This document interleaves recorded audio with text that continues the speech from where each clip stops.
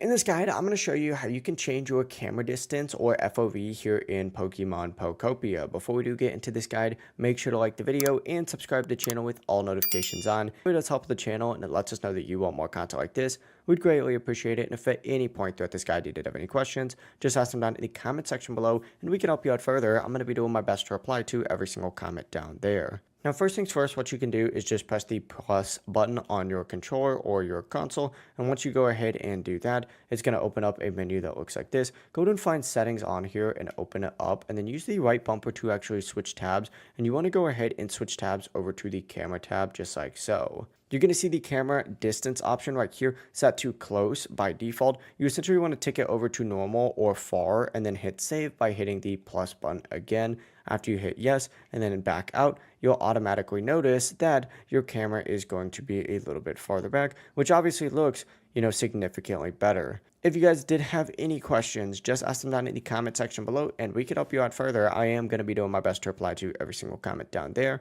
Before you do leave this guide though, make sure to like the video and subscribe to the channel with all notifications on. It really does help us out. Lets us know that you want more content like this. We'd greatly appreciate it. Have a great rest of your day though. Peace.